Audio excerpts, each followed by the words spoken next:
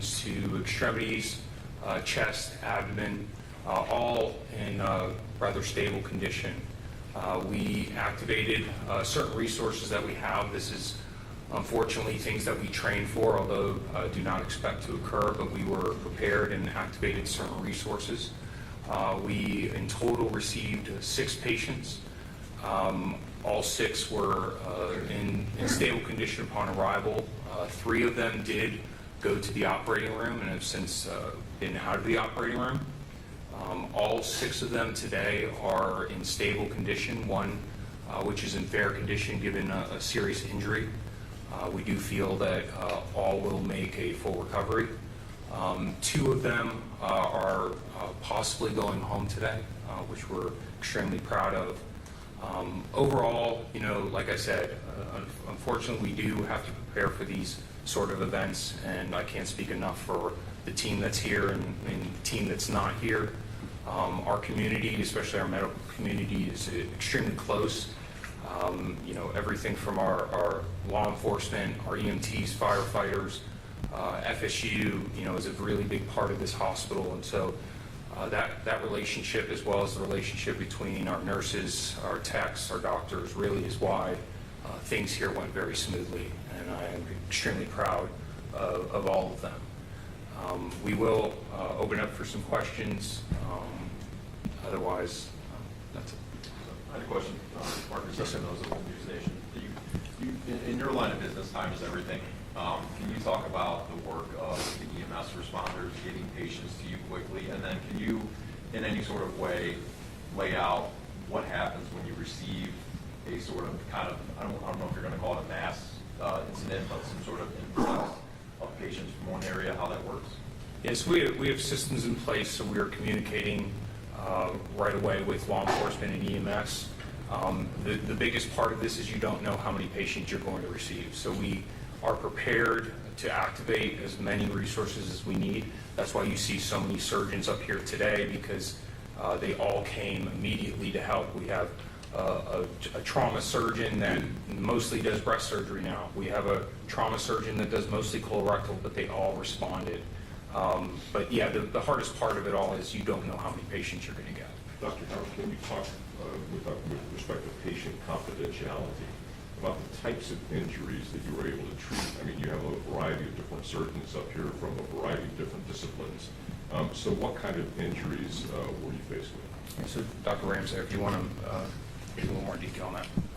We faced injuries that involved the torso and extremities, some of which require surgery, some of which can be managed without surgery.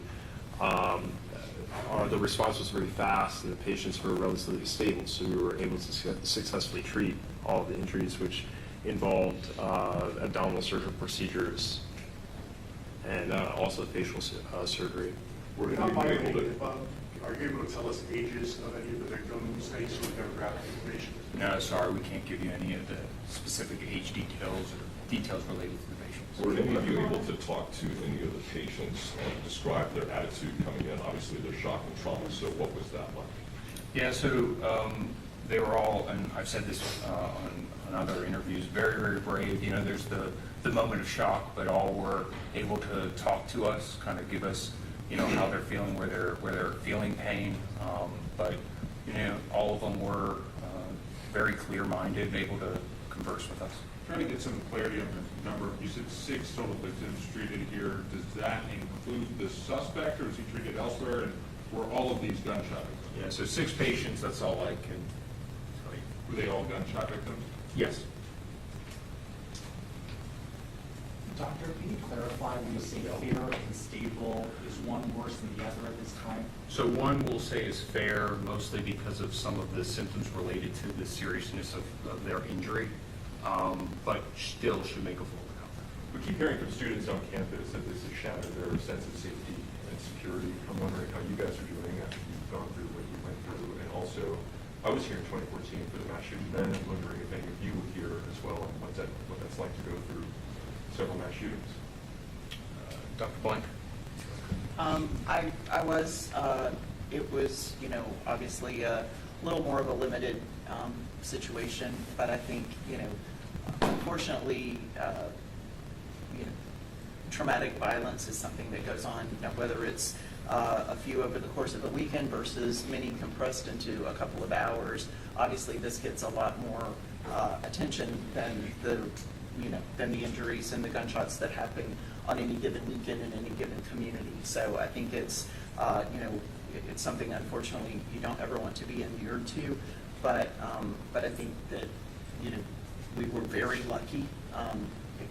Obviously, this was catastrophic, but given the numbers of students in that compressed area, the recipe for disaster is very scary. So were you here during 2014?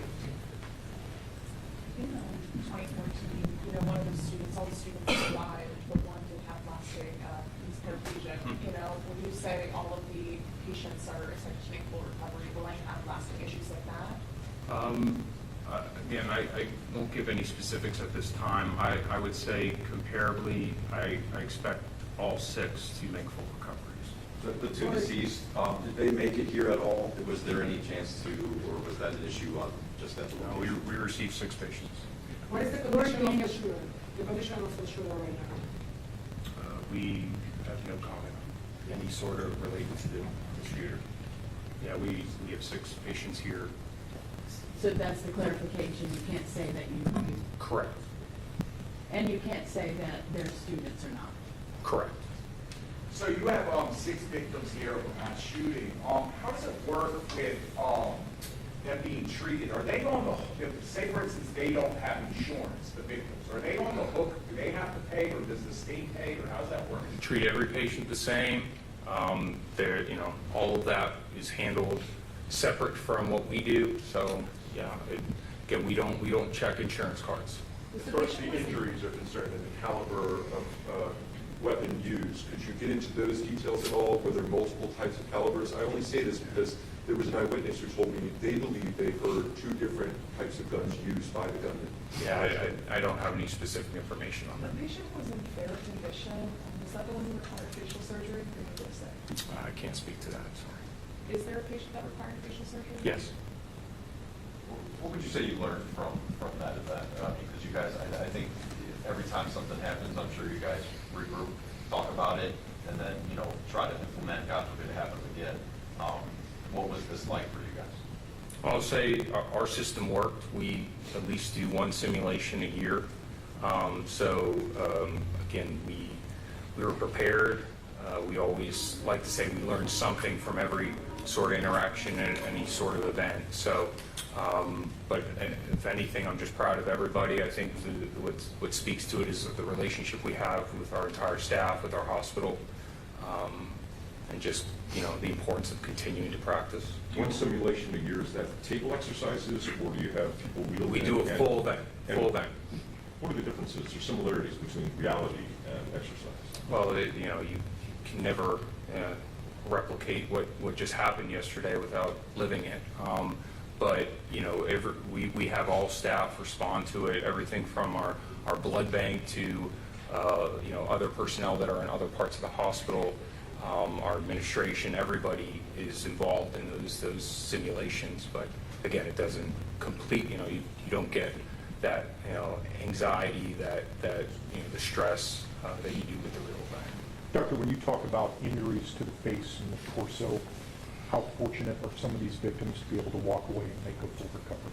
Yeah, so definitely very fortunate. Dr. Amundsen is our oral maxillofacial surgeon, so I'll let her speak a little bit more without going into details related to that. I'm sorry, what kind of question do you have? How fortunate are some of these victims to walk away being able to make a full recovery, even though they receive wounds to the face and the torso?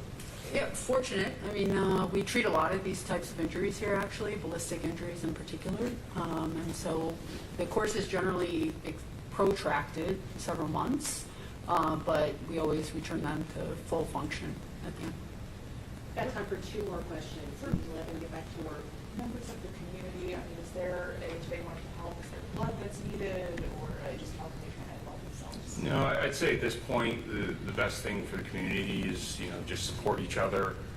We know that there's a lot of advocates out there. We know we have our chaplain services. We have a lot of services to kind of cope with what's just happened. So we don't need any sort of blood donations, although I always say go out and donate blood.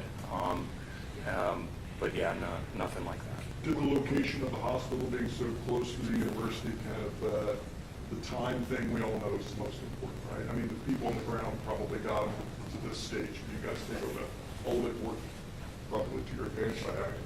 Yeah, absolutely. We are a level 2 trauma center, the only within a certain distance, in the Big Bend. So we know what role we play.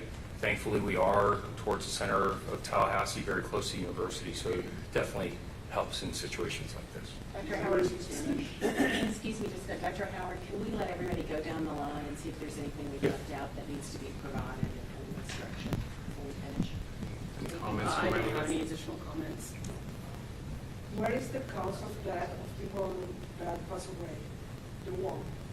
Oh, we have no information on any of that yet. Just have a last timeline question. When would you say things were under control, or what sort of phrase would you use for that, from getting the first patient until things were? Within an hour. We had at least 2 patients in the operating room within an hour. We talk about time from patient arrival to getting CT scans. That was within an hour. So you talk about 6 patients, that's impressive. Was there a victim treated for non-gunshot wounds? Not that I'm aware of. Doctor, you talked about how fortunate some of these victims were. Could centimeters have made a difference for any of them? Yeah, of course, yeah. Gunshot wounds, it can be a matter of inches or centimeters. Obviously, this comes as there have been conversations about the hospital's future. Elise Brown, Tallahassee, Democrats, so local reporter, we've been involved in these conversations. I want to know if, at all, how does this moment kind of factor into that discussion? It doesn't at all. We function, we've been in partnership with this community, FSU, for a long time. We operate as so no factors whatsoever. This incident happened on Holy Week, Easter's on Sunday. Just wondering how this will impact your Easter plans and what you're planning to the weekend. Just spend time with our families, it's same thing for us. We certainly are used to this, but we're all here to support each other and just take it a day at a time. Any other comments from our physicians, anything left out or important to share? Do any of our physicians speak Spanish? Because it's a specific Spanish language question. Somebody could speak Spanish. I think this will be it, guys. Thank you for what you did. Thank you for being so gracious with your time. Thank you. Yes, we have an amazing team. Thank you all for being here.